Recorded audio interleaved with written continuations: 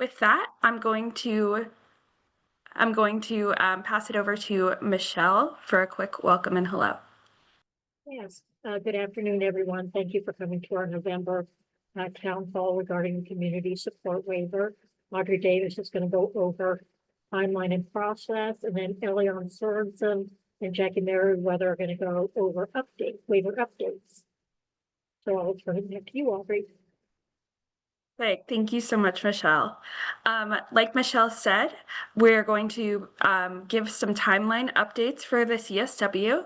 We're also going to go over some public comment period processes, as well as go over some updates from prior town halls. This includes waiver transition, CSW capacity changes, TCM and MCO roles, and then we'll wrap up and let you know when our future meetings will be. All right, so I'm going to be going over some timeline updates with you all. Here we have an updated version of our timeline with all of the steps needed for the CSW approval process. As you may know, originally we had anticipated the implementation date to be summer 2026, but we have updated the implementation date to fall 2026. So looking further into this timeline is giving us all a little bit further details regarding the specific steps that we will need to take to submit the waiver, and then the specific anticipated implementation date. This means our public comment period will now take place in mid-January to mid-February 2026, and CMS review will begin in April 2026. Implementation is now anticipated in fall 2026. We understand that this is a delay, but it's one that allows us to build a waiver that incorporates the thoughtful feedback we've received from all of you. We'll continue to share updates as we finalize the waiver language and prepare for public comment. With that, I'm going to open it up for any questions that we might be getting in the chat or in the Q&A section. Peter, I know you're on the call. Can you let me know if we see anything in the Q&A? Yes, Audrey. For now, at least, we have no open questions. So I think we can, I apologize. We just got one. So a question from Colleen Hunter asking if this is no longer tied to conflict of interest being resolved. I'm not sure actually who from PCG will be the best one. I'll take the first stab at it.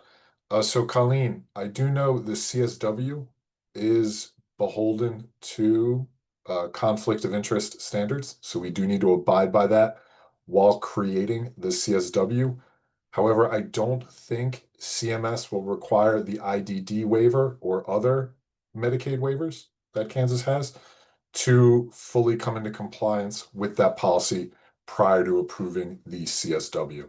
Jackie, I'll throw to you. Is that roughly accurate? Yep, that is accurate. Thanks, Peter. Yep. I'll hold for a few more moments, see if we have any other questions.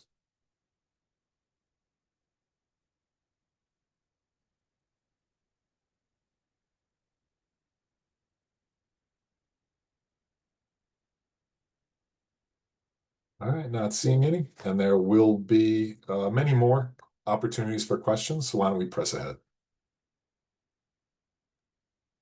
Great. Thank you so much, Peter. Now I'll start going over the public comment period processes. Next, I'm going to walk through the process and how will we be implementing it for the CSW. CMS requires all states to get public input before submitting a waiver. This ensures transparency and that community stakeholders have a hand in shaping the final waiver submission. To meet this requirement, KDADs must share the waiver in its entirety with the public, provide at least 2 statements of public notice, one of which must be non-electronic, and have at least 30 days for input prior to submission. The application itself then must include a summary of the comments received, as well as responses and suggested changes. All right. Participating in public comment. So here we have some details of how KDADS plans to run the CSW public comment period. KDADS will open the public comment period in mid-January and run it through mid-February. KDADS is planning 6 in-person sessions for public comment throughout the state, with the option to join virtually as well. However, we also have an online feedback form that is already live on our website to provide feedback as well. We will also have a phone line open for receiving comments. In addition, prior to the public comment period, the entire draft waiver will be available online. Okay. So moving on to what should be included in comments, we are encouraging everyone to provide specific, relevant, and constructive feedback, such as clarifications, and noting how specific changes will impact providers or participants. This means, for example, rather than saying just "this is unclear" or "I need services," you would aim to provide specific notes or thoughts on the draft waiver language.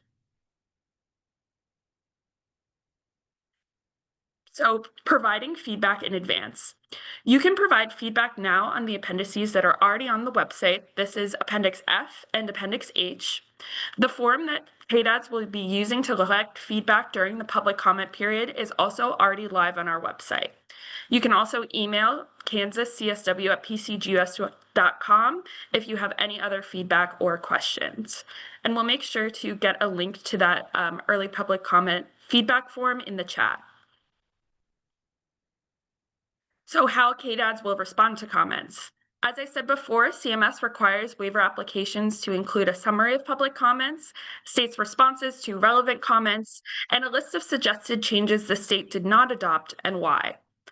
KDADS will paraphrase comments and will not include the name of the commenter for anonymity reasons. KDADS also will not respond to every comment, only comments or questions directly related to waiver language. They will also group similar comments together and respond to them just once. All right, with that, I'm going to open the floor up for any questions on the CSW public comment period.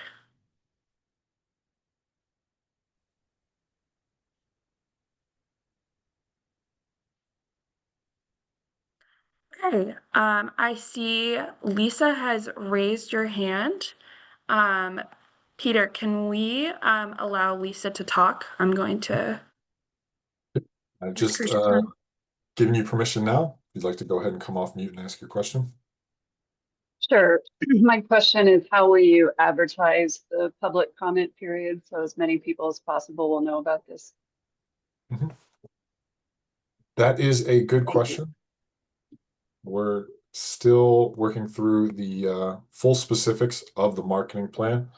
I do know, just as the comms person, we plan to do messaging through the existing email listserv we've set up.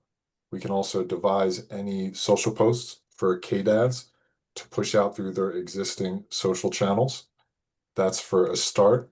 There also are requirements for posting outside of digital channels, in public locations and newspapers. Michelle, would you like to elaborate at all on some of the things KDADS has done in the past, if that might be helpful? Yeah, thank you, Peter. Mhm. We are required to put it in the Kansas Register so that, that public comment goes out that way. We also, announcement for public comment goes out that way. We are also required to put the copy, hard copy of the waiver with health departments so that it's going to be there. We'll be, of course, working with our CDDOs to, get the word out and providing them with information on the community support waiver. But as Peter said, we're still working on our marketing plan. And we know there's going to be a lot of people that are interested in learning more about it. Thank you, Michelle. We also have a request from an anonymous attendee to go back to that timeline. Okay. Jackie, if you don't mind navigating us back a few slides. Perfect, thank you. So we'll just leave that up there, anonymous attendee, for a little while if you'd like to review. But everyone, please feel free to continue asking questions about the public comment period. Jose asked a question about the waiver transition. If somebody receives this waiver and realizes that it is not for them, can they go back to an original waiver they were on or decide to switch to another waiver that is similar? Jose, we're going to cover waiver transitions later on in this presentation, so Elion will speak to that. If at that point you have any further questions, or if we didn't answer sort of the one you had fully, please feel free to ask it again. I'm just going to mark it as complete for now, because again, we will be addressing this later, but please feel free to resubmit this or a similar question if we didn't quite give you the answer you were looking for.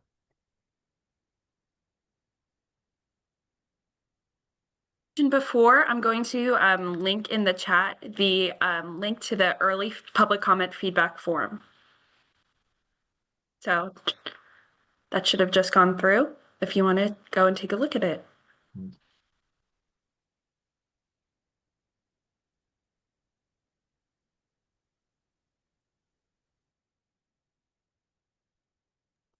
We have another, oh, we had a raised hand for a moment, but it looks like they've lowered it.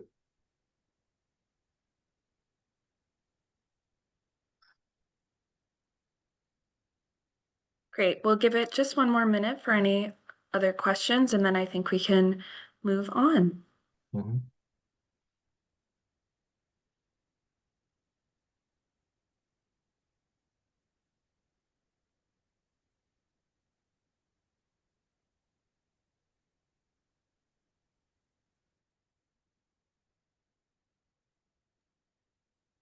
All right, Jackie, I think we can, I think we can keep it moving, and we can always circle back to this later on. Yes, perfect. So I'm going to hand it over to Elion now for waiver transitions. Thank you, Audrey. I now have just a couple slides sort of to provide some updates and clarification on the process by which people on the CSW will be able to enroll in the IDD waiver. I know this is kind of an ongoing question and point of concern for many of you, and we want to make sure that we can help KDET be as clear as possible about what this process will look like.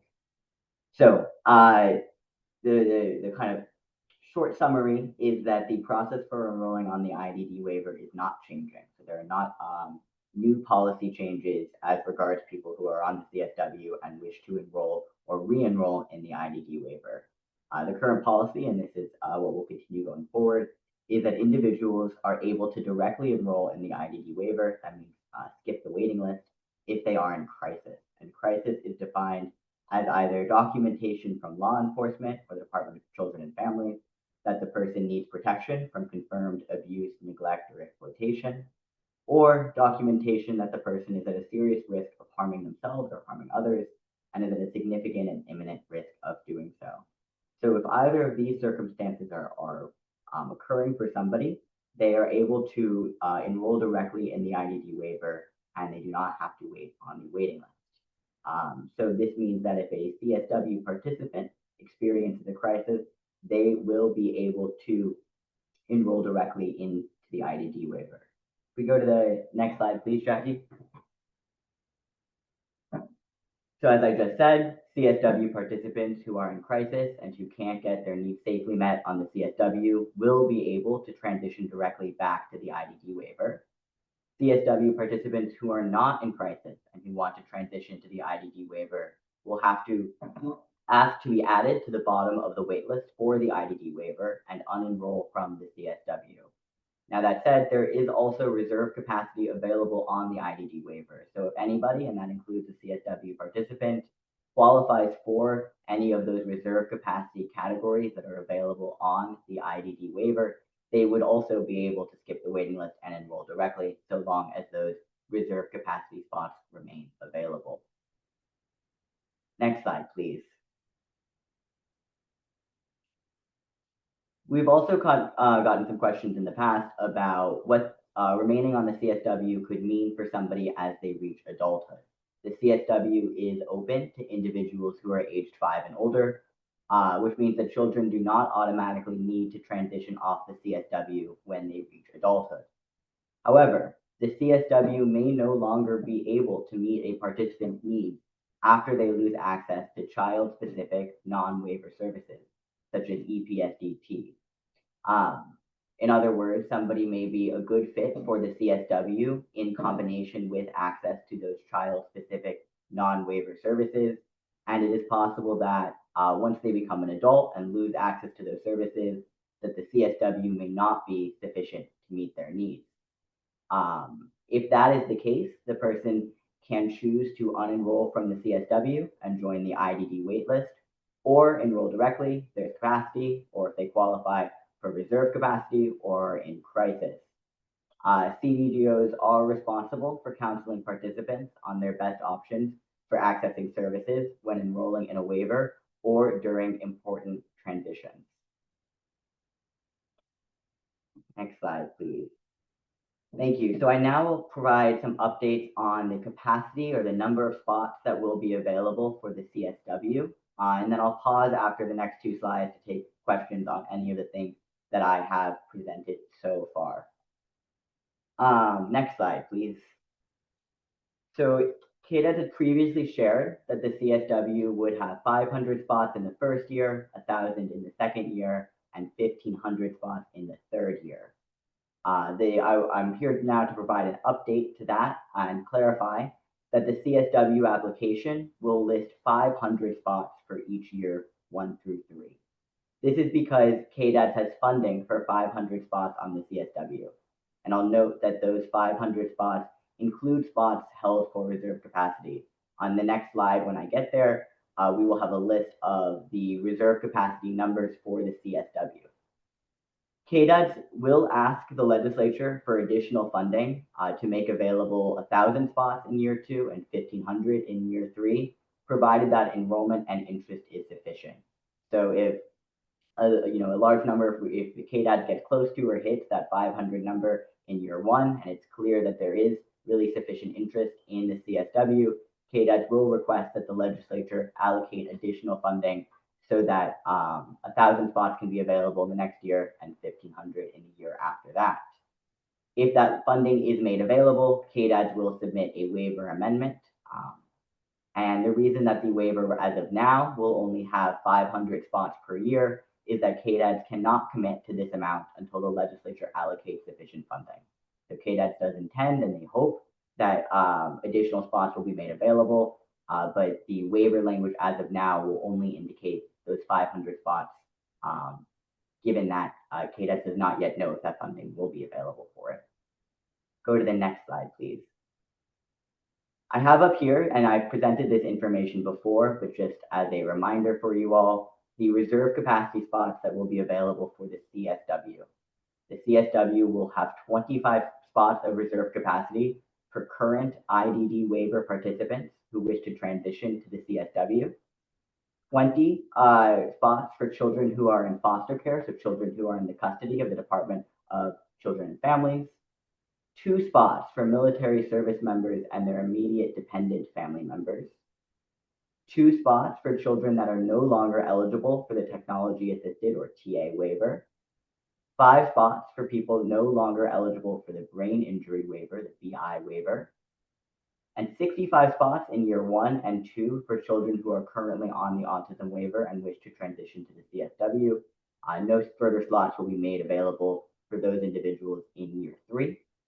Additionally, there will be 5 spots made available for people on the works program who were previously on the CSW or previously on the IDD waiver who wish to enroll back onto the CSW. 15 spots for people leaving institutions, and that includes psychiatric residential treatment facilities, and 10 spots for people leaving a temporary institutional stay, which is defined as a stay of less than 60 days. You can go to the next slide, please, Jackie. I can pause here for questions. Thank you, Elian. We do have a few that we can cover. So I'll take care of the one in the chat first. So Janice asks, how will CDDOs know in real time if there is reserve capacity? So Elian, I think this is sort of a twofold question. One, are CDDOs the one tracking how this reserve capacity fills up? And then 2, how will KDADs track individuals basically taking reserve capacity slots? It's a great question. And I'll say that KDAD is still in the process of kind of figuring out how exactly the CDDO will best play their role as the single point of entry for people interested in accessing the CSW. The CDDOs will play a really important role in educating individuals who may be interested, helping them know when they can apply, and facilitating that enrollment process. And KDADS is still working out exactly how that will be operationalized to enable CDDOs to do that. So I don't believe I have, unfortunately, a more specific answer to this question as of yet, except to say that KDADS understands the important role CDDOs play in helping people access the waiver, and is working on making sure that CDDOs are in a good position to do that. I will, though, throw it to you, Michelle, to see if there's any other information you might want to add about how CDDOs will help people enroll in the waiver, particularly how they will know if reserve capacity spots are available. Yeah, I can't add a lot to that yet, Elion, but we are working through that. We will have a campaign, as Peter talked about earlier, about educating CDDOs and TCMs and MCOs and families about what the community support waiver is and what it is not. Regarding reserve capacity, we're still working through how we're going to, make sure that people know if there's slots open through reserve capacity.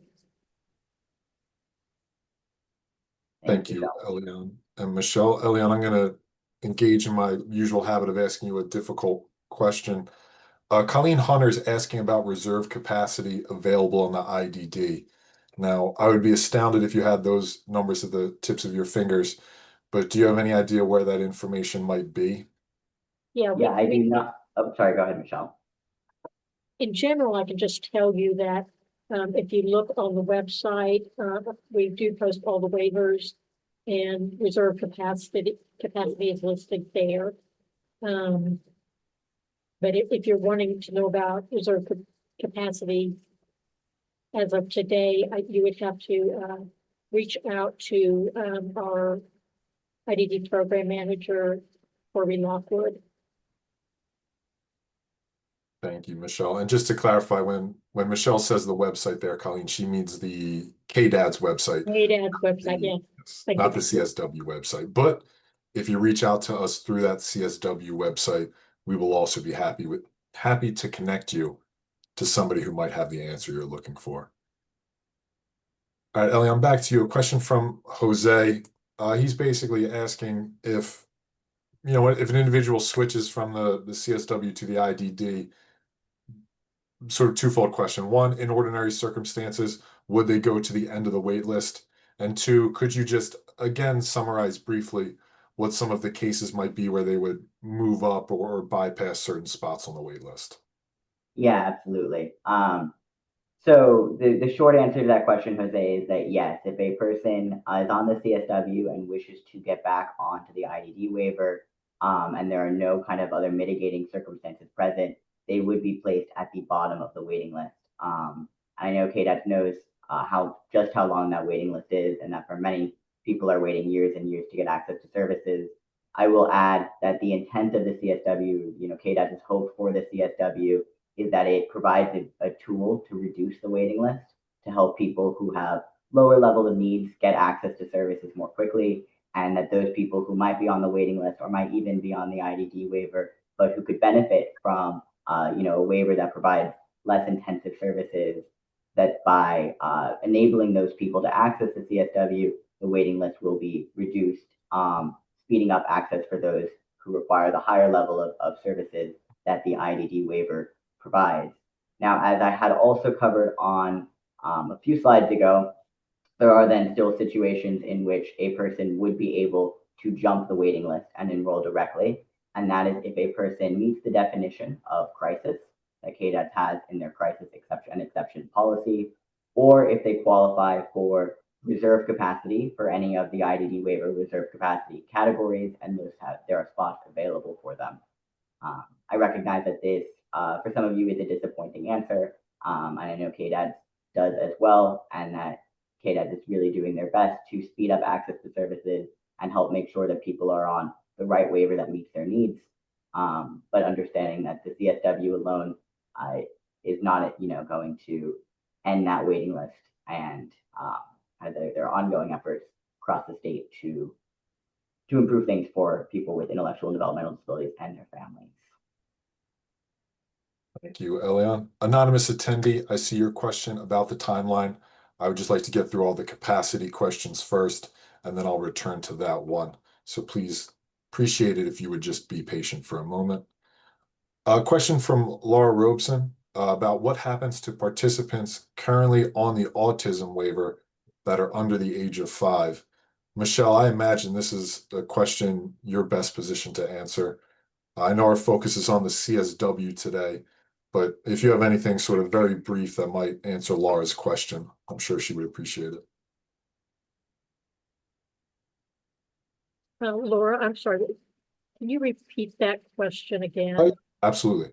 Laura's just asking what's going to happen to participants currently on the autism waiver that are under the age of 5. So I'd have to check my numbers, but the last I knew, we didn't have anyone under the age of 5 on the waiver. We have quite a proposed recipient list for that. And people are usually at least 5 by the time they get onto that waiver. Because of there's such a large number of children waiting for that waiver. You, John. Lisa, I see your question now. I'm just taking a moment to parse it before I throw it to one of our subject matter experts. Okay. Elian, I think this is a question for you, most likely going back to the crisis exception policy. Lisa's asking us if someone is on the CSW and living with an aging parent and that parent dies, well, basically what would happen if it's determined that the participant actually needs residential supports, which, just for context, is not part of the CSW. Would that individual still go to the bottom of the IDD wait list? Would they be at risk of institutionalization in the meantime?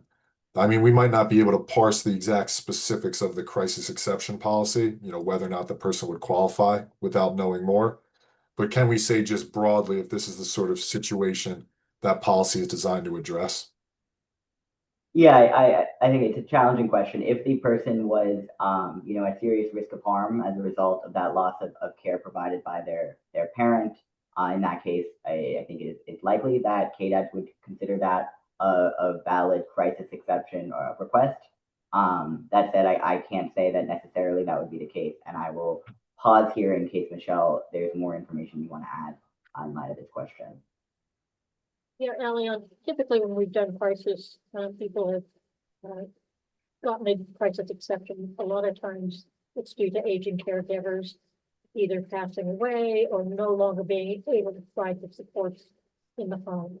So those are usually good candidates. I can't say specifically until I would see the case, and then we would go through that. But the CDDO, those are the kinds of things that come to us from the CDDO with their recommendations to fund a person for the IDD waiver. Michelle? Linda is asking about the transition. Eliana, if you can just sort of give a little bit more context or repetition. Linda's basically asking, can an individual receive services on the CSW while they're on the IDD waitlist? Yeah, the answer to that question is no. One person cannot be on the IDD waiting list while receiving services on any other KDAD's waiver, with the exception of the SED waiver. What that means is that if somebody is on the IDD waiting list, they cannot be receiving services on the CSW at the same time. Thank you, Elia. Jose is asking about more or less the transition again. If KDADS is considering the idea of reducing the wait time for people who picked the CSW, tried to get on it potentially, but it wasn't quite right for their service needs. Yeah. Jose, oh yeah, Elia. I can take that. So KDADS is planning to rely on education for participants provided by KDADs, provided by CDDOs, to help people make sure that the CSW is the right fit for their needs. Participants and potential interested applicants and enrollees will have to understand that there is, this risk that you all are raising, that potentially getting on the CSW, poses kind of that issue of losing your waiting list spot or losing your IDD waiver spot. and that might not be the best fit for everybody. And so each individual will be in a position to determine if that choice is the right one, and KDADS will provide education and support CDDOs in providing education to help people make that choice. But is also, I think, planning to trust people to make this decision for themselves in consultation with their families and their providers, and knowing that for some people, the CSW really will be the right fit. And for those who potentially have higher needs or feel that they are at risk of having higher needs in the future, it may not be the right waiver for them. Thank you, Elian. I'll do a couple sort of quick hit questions. The meeting notes and slides will be on the CSW webpage after this, along with a recording of the meeting, so anyone can go there to review it. And there's another one I wanted to cover. Oh, yes. Linda's asking if there's a chart that compares and contrasts the CSW and IDD waivers. Yes, there is. We do have a chart right now that compares the services available to both. You can find that as well on the kansascsw.com webpage. I'll try to put a hyperlink to the actual page in the chat in a moment. Now, I know there are a lot more questions about this subject, and we intend to answer as many as we possibly can, but we do have a few more slides to cover. So for now, I think we'll move on, and I see all these questions still in the chat, in the Q&A, and as I said, we'll get back to as many of them as we can. Thanks, Peter. I'm up next. I want to go over some updates from previous town hall meetings about the TCM and the MCO rules. Just a general summary here. KDADS has more clearly defined the roles of TCMs and MCO care coordinators in the CSW. So the following slides that we're going to go over document the updated language in the CSW related to the TCM and MCO rules. So these updates that we're going to present only apply to the CSW and don't currently apply to the IDD waiver. So in general, on the CSW, TCMs are going to act as the primary point of contact for the participant. They're going to take the lead on supporting the participant in ways that were previously assigned to the MCO care coordinator. We talked about this in our last town hall, so we can always put in the chat a link to the CSW website where previous town halls live. But at the last town hall, we talked about how the TCM was going to now develop and update the person-centered service plan with the participant for the CSW. The MCO will still review and approve the person-centered service plan before authorizing out services.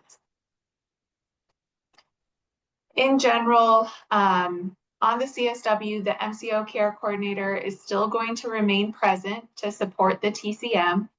The MCO care coordinator is still going to conduct specific activities and be there to assist with resolving problems as needed. There is one change on the CSW. The MCO care coordinators will have less frequent contact requirements with participants compared to the contact requirements that the TCM has. The MCO care coordinators are still going to maintain service plan documentation and still meet the established performance measures in the waiver.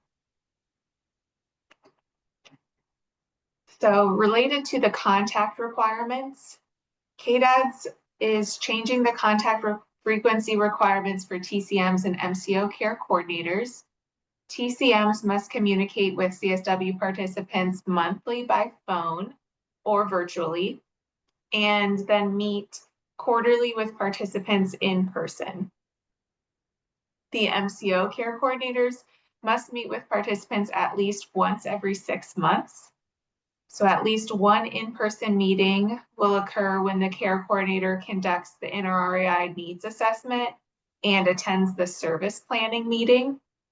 And then there will be at least one other meeting 6 months later that could be in person or virtual at the MCO's discretion with the participant. So in these upcoming slides, you'll see on the left a column that says what was previously presented in prior town halls. And then the column on the right is going to show the update. So previously we had presented that MCO care coordinators were responsible for providing each participant with contact information for SAC, the DRC, KCDD, and other self-advocacy organizations during that service planning process. Now, on the CSW, TCMs are going to take the lead in providing each waiver participant with that contact information during the service planning process. Previously, we presented that MCO care coordinators were responsible for documenting the participant's choice of virtual services in the person-centered service plan. Now that TCMs are taking the lead in developing the service plan, the TCMs will document the participants' choices for virtual services. Previously, we discussed how providers were responsible for ensuring the participant is informed of the scope of virtual delivery of the service. Providers are still going to be responsible for that education on virtual services, but now the TCM is going to confirm that the participant understands what virtual delivery of the service means and is making an informed choice before they document in the service plan what choice the participant is making. And if providers are not adequately educating participants on what virtual delivery of the service entails, the TCM has the ability to report this concern to the MCO and help resolve the issue with the provider. Previously, we discussed that the MCO care coordinator was primarily responsible for monitoring the participants' health, safety, and wellness through regular touch points to ensure that when they're receiving services virtually, it's meeting the participants' needs. Now both the TCMs and the MCOs are going to be responsible for that sort of monitoring. The TCMs will have more regular touch points with the participant, so that may allow them to monitor a little bit more closely. We previously presented that the MCO care coordinator would update the person-centered service plan if the participant decided to change their decision to receive services virtually. Now that the TCM is going to be responsible for service plan development and updates, they will make any updates to the person-centered service plan when a participant changes their mind about virtual delivery of services. The MCO care coordinator is still going to review and approve any updates made to the service plan. Previously, we presented that the MCO care coordinator was responsible for informing a participant that they have a choice in service providers. They're not required to use any legally responsible individual as their provider. Because the TCM is now taking more of a lead in the service planning development process, the TCM is going to be responsible for informing the participant that they have a choice in service providers. Previously, we presented that the MCO care coordinator was responsible for helping the participant to establish a designated representative to be involved in the service planning process. In this instance in which their legal guardian would be paid to provide personal care services. So now when a legally responsible individual will be paid to provide personal care services, the TCM will help the participant establish a designated representative to be involved in the service planning process.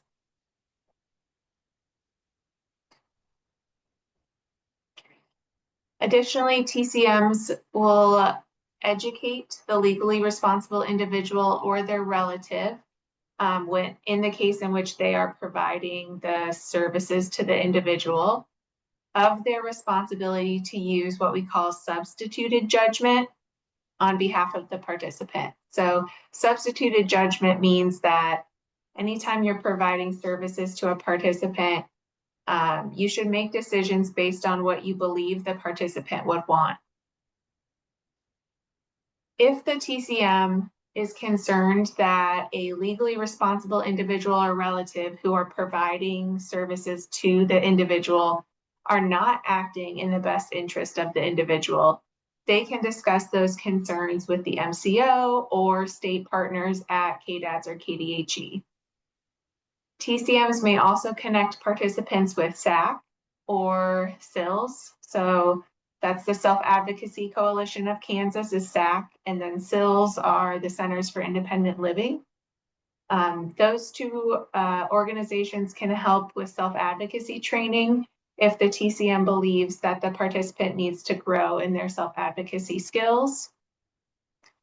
Both TCMs and MCO care coordinators are mandated reporters, and they will make Adult Protective Services or APS reports if investigations for abuse or neglect are needed.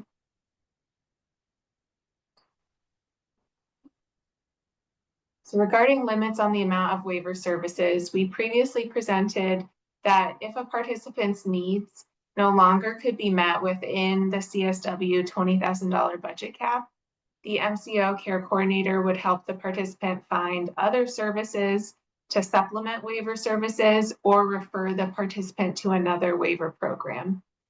Now the TCM is going to help the participant find other waiver services or refer them to another waiver program if their needs increase and their needs can't be met within the $20,000 budget cap.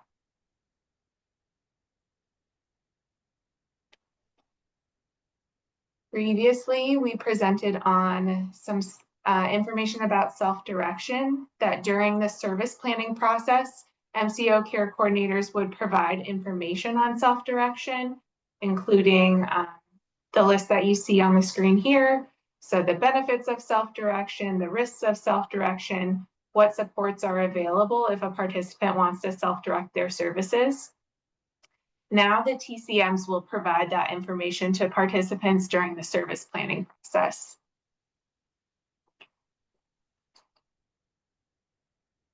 We previously presented that when a participant chooses to self-direct their services, the MCO care coordinator would then connect the participant with the state contracted FMS agency.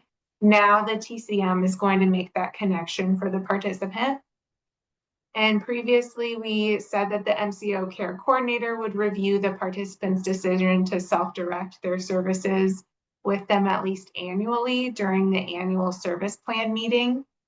Now the TCM is going to review that decision with the participant during the annual service plan meeting.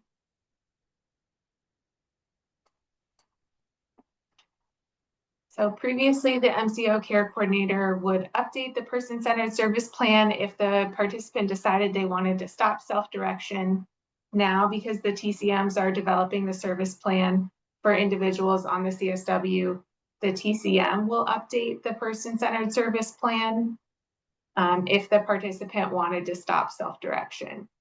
They would also then alert the MCO care coordinator and the CDDO of the participant's decision to stop self-direction.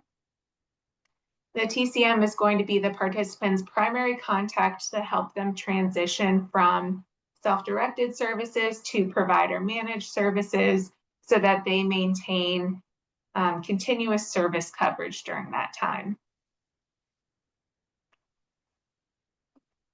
We previously presented that participants had to give the MCO care coordinator at least 10 days notice before stopping self-direction to allow for time to coordinate alternate services.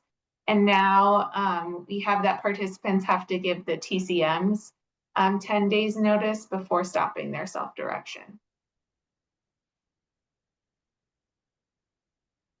So related to the participant-directed budget, when a person self-directing their services and managing their budget, previously we presented that KDADS was going to set a participant self-directed budget by adding up the cost of each service according to the rate for the service. And then if the participant didn't believe the amount met their needs, they could request an adjustment through their TCM or MCO care coordinator. Now KDADS is going to set the participant directed budget amount at $20,000 for each participant to match that annual budget cap. This removes the need to establish a unique budget amount for each participant. It's easier to operationalize. Everybody will have the $20,000. There are some safeguards though.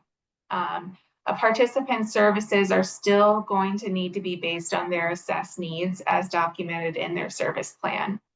They can't pick and choose whichever services they want without having it documented that they do need that service. Another safeguard in place is that the state will establish ranges a participant can pay for each service to prevent the misuse of budget authority. So everybody will have who are self-directing will have that $20,000 budget to work with. But that doesn't mean that they can pay their provider an exorbitant amount. The state will establish a range of rates that a participant can pay for services.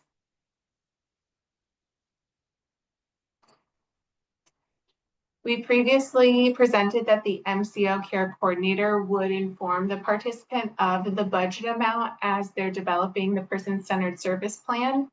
And now the TCM is going to inform the participant of the budget amount since they are taking the lead in creating that service plan with the participant.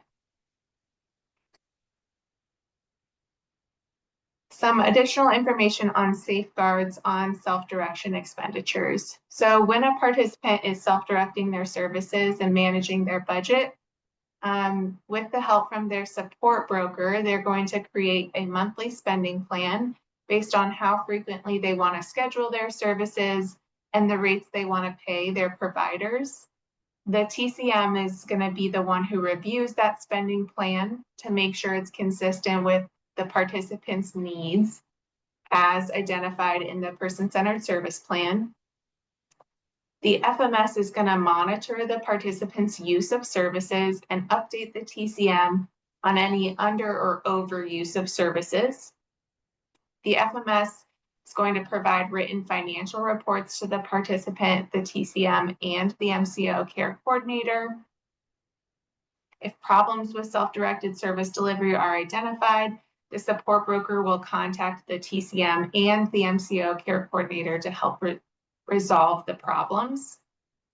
And the TCM is going to continue to check in regularly with the participant just to make sure that they're satisfied with services and their service providers. So I'll pause here for questions on the TCM and MCO rule updates. And I think Peter too, if we have any other questions on other topics, we can address those at this time. Sounds good, Jackie. We do have many questions and we will try to get through as many of them as we can. So the first one is from Janice. Jackie, this is most suitable for you. Are TCMs updating the person-centered support plans, or are they updating the person-centered service plans? That's a great question, Janice. So this is something that we covered in our last town hall, and I realize that not everybody is able to attend the last town hall. So feel free to go to the CSW website and look through those. You can always watch the recording and also look through the slides. So on the CSW, it will look a little bit different than the IDD waiver. Kansas has decided that for the CSW, there won't be a separate support plan and a separate service plan. They are going to consolidate into one person-centered service plan that contains the elements of the support plan where you're documenting the participants' goals, and also the elements of the service plan that include, the list of services and units that will be authorized. So on the CSW, this is nothing's changing on the IDD waiver, but for the CSW, there won't be a separate support plan and service plan. The TCM will be developing that one person-centered service plan with the participant. during the service planning process. Thank you, Jackie. You actually got us through, I think, 3 questions there. So anyone, if I answered your question as marked live, Jackie should have just covered it, but you can always add an additional one if we didn't quite get the answer you were looking for. We now have a few questions about providers. I'm going to try to get through from the most general to the most specific. Michelle, I think I'm going to rely on you for most of these, and PCG, feel free to jump in, where we can. But just first, generally, who can provide services for the CSW? So we have a list of services. If you go to the Kansas CSW website, you'll see those services, and it depends on the service and what those qualifications are around that service as to who can provide the service. I don't know if you had something more specific than that, but No, that's perfect. Yeah, then I think the best answer would be to check those services, and you'll see the qualifications listed therein. Slightly more specific now, is there a specific application process for CSW services specifically, or would it just be the same as any sort of general provider application? are you asking that as a provider, if there'll be an application process? Sure. I'll just give you the verbatim question, Michelle. Cynthia Saw is asking, if you want to provide CSW services, what is the application process and requirements? And then secondarily, what's the maximum number of people one can have as a provider? So, we're still developing that, but you would have to enroll as a KMAP provider for that service. Just like you did, if you're on IDD waiver, you had to enroll with KMAP and then credential with the MCOs. So we're still working out, that to get those codes into the system so that then you can enroll as a provider. That's the operational part of this package of putting a waiver together. So we're working on this operational pieces right now. Excellent. Thank you, Michelle. And then Lisa's asking about mandated training on the CSW for TCMs. I know training's a priority for KDADs, for providers, and it's a plan KDADs is also still working on. Is there anything more specific you'd like to say about, plans for training or available training beyond just that that's still in the works? Yeah, we are contracting with UMKC, charting the line course to work on the TCM training manual. And so we're, working on getting training out there. We know that's very much needed for both, just the IDD waiver and the CSW. So there are things in process right now to provide training for TCM. Joe, I think Colleen, that also covers your question.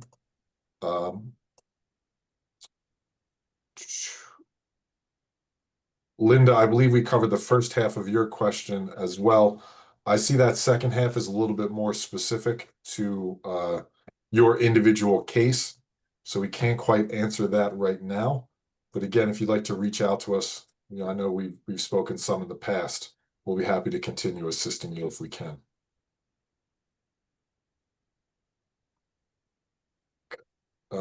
Jackie, I'm going to rely on you for this one. I know I have a sense of the answer, but I don't want to speak out of turn. Could you talk a little bit more about this, how the CSW handles day services? So on the IDD waiver currently, there's a service called Day Supports or Day Services, sometimes it's called. KDADS, through a different initiative, is working on unbundling that service into separate services that are more distinct.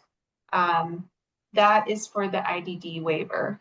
Now, on the CSW, there won't be a service called Day Supports or Day Services like you're used to on the IDD waiver.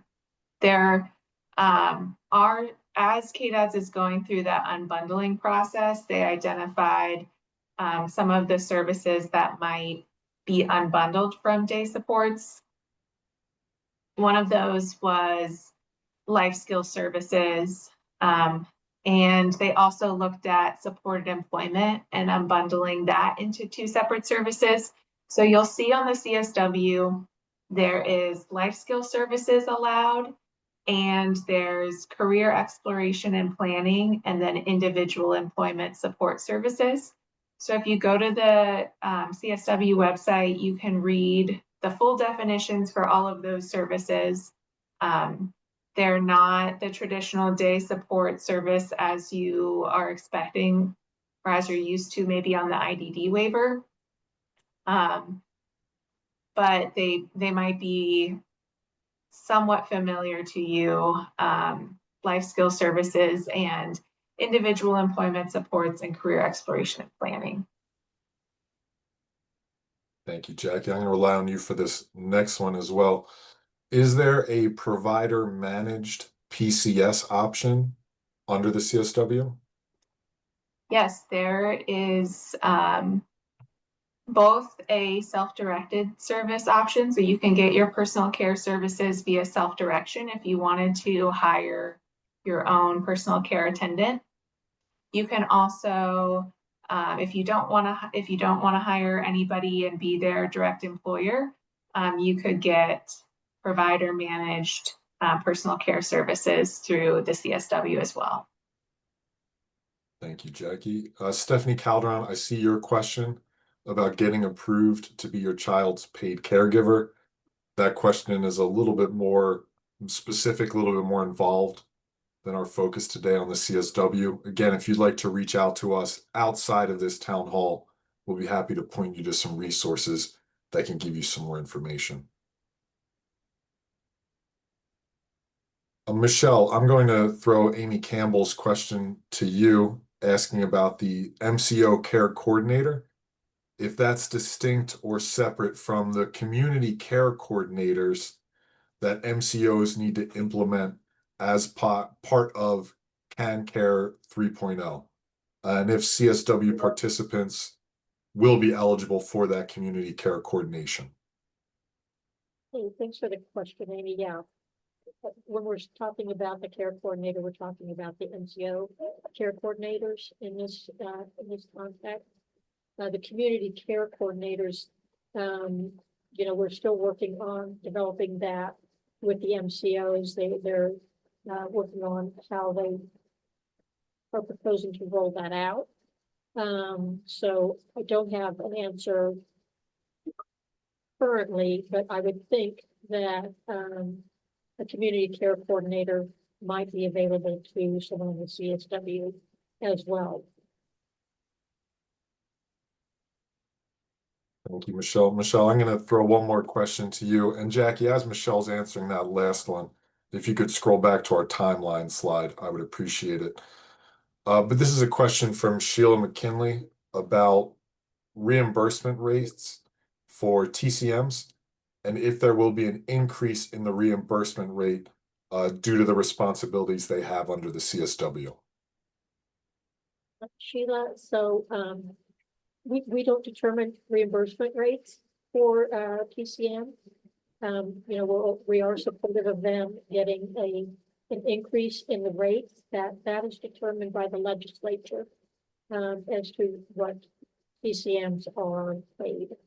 So I can't say that they're going to get any more than they're getting now, and it be dependent upon the legislative appropriations. I will say that we are doing some work with InterHab about, you know, seeing what we can do as far as the billing methodology for TCMs. Right now, you know that TCMs are billing on the 15-minute unit, and we are looking at other states who are doing encounter billing and seeing if that might be an option to relieve some of the paperwork that TCMs are doing now. But that's all I really have right now on TCMs. Thank you, Michelle. And for the anonymous attendee who was asking about the timeline, you'll just see it here. If you have any further questions about it, specific steps, things like that, feel free to reach out. I do know we have 5 unanswered questions. I apologize, we're not going to be able to get to all of those. We are already over time. But as always, if anybody wants to email us, check the website, go through our contact forms, anything like that, we are more than happy to continue answering questions, as many as you have as they come in. With that, Jackie, I'm going to again ask you to do a lot of scrolling. I apologize. Back to the very end. And Audrey, if you would like to close us out. All right. Thanks so much, Peter. And thank you everyone for joining us. Our next town hall will be on December 17th from 2 to 3 p.m. Thank you all. I hope you have a great rest of your day.